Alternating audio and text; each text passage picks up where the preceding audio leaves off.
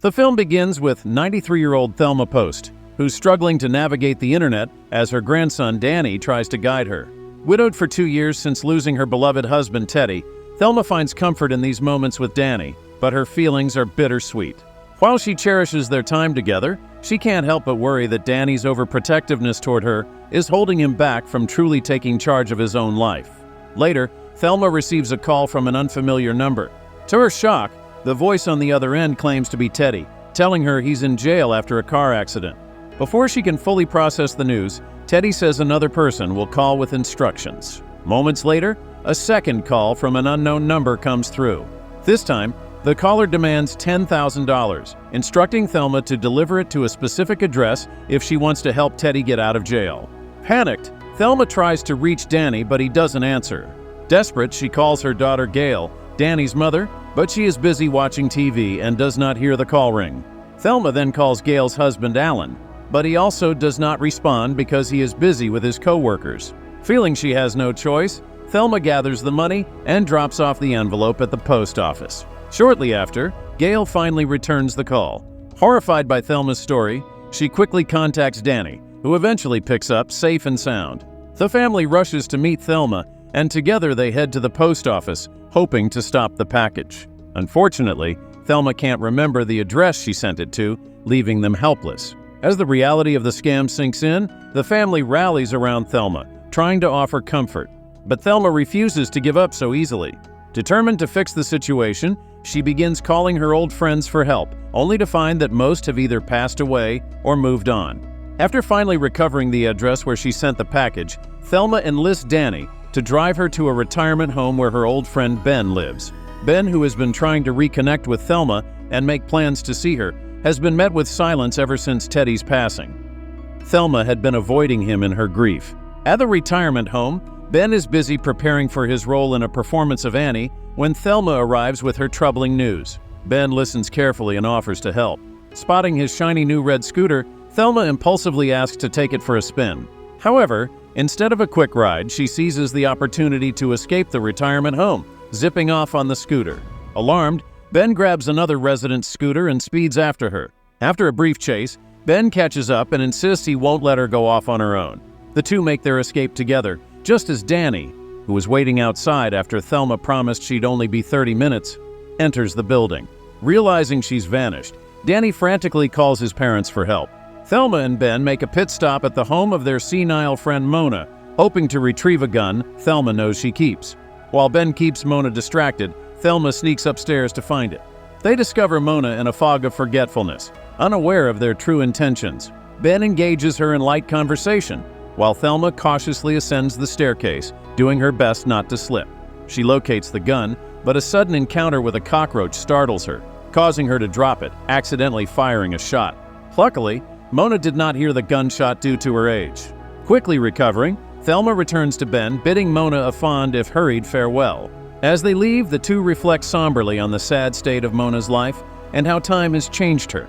Danny and his parents frantically discuss Thelma and Ben's whereabouts with two retirement home employees, Rochelle and Colin, who try to piece together where the duo might have gone. During the conversation, it's revealed that Thelma had a recent episode of amnesia, raising concerns that she may not even be fully aware of her surroundings. Just as the worry deepens, Danny stumbles upon an unexpected clue. Thelma had unknowingly posted a photo of her location on Instagram. The image reveals she's at a nearby gas station, giving the family a much-needed lead to track her down. Just as Thelma and Ben prepare to continue their escape, they spot Danny and the family arriving at the gas station. Panicking, the pair tries to hide but quickly finds them trapped at a dead end. Thinking fast, Thelma tosses her lifeline bracelet, hoping to mislead her family about her location.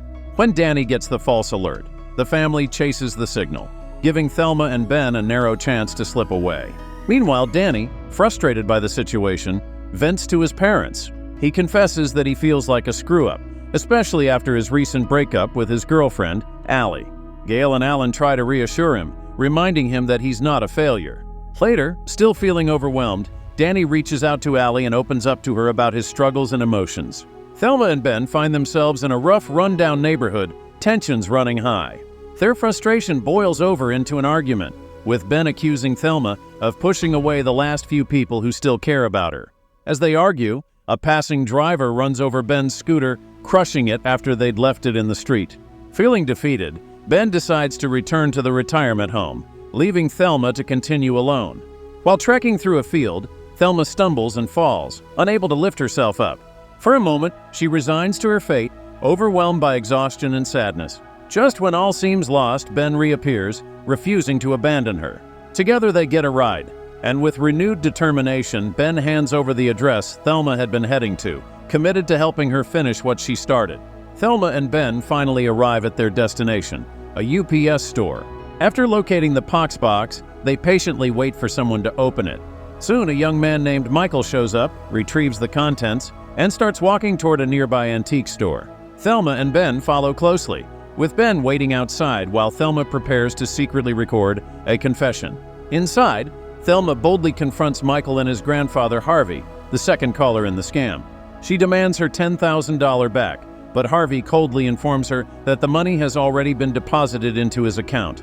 He then tries to manipulate Thelma into accepting a shady deal, but she stands firm, refusing to be duped again. As tensions rise, Michael makes a break for it, but before he can escape, Ben trips him up, sending Michael crashing to the ground and knocking himself out. Thelma pulls out her gun, forcing Harvey to back off while Ben keeps him at bay, holding the weapon steady. With Harvey under control, Thelma attempts to transfer the stolen money back to her account. She quickly calls Danny, who begins racing to her location, guiding her step by step over the phone. Meanwhile, Michael regains consciousness and re-enters the room, but Thelma swiftly turns the tables by revealing she overheard Harvey insult him, calling him a dumbass. Angry, Michael sides with Thelma, and Harvey tries to justify his actions, claiming he's just an old man trying to keep his failing store afloat, all while relying on an oxygen tank. With little sympathy, Thelma leaves Harvey $500, transferring the rest of her money back.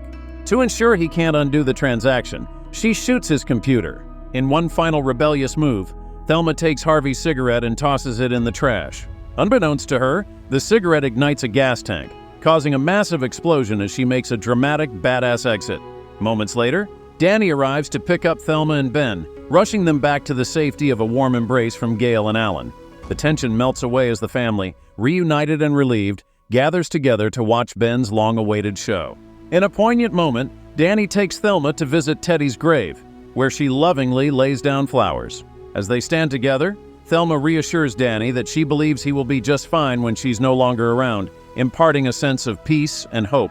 As the credits roll, a touching clip of the real Thelma, Josh Margolin's grandmother, appears, capturing her looking at the trees and exclaiming, "What spirit?" This echoes her character's earlier sentiment, beautifully connecting the film's narrative to her real-life inspiration.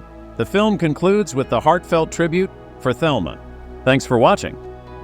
Like and subscribe for more interesting movie recaps.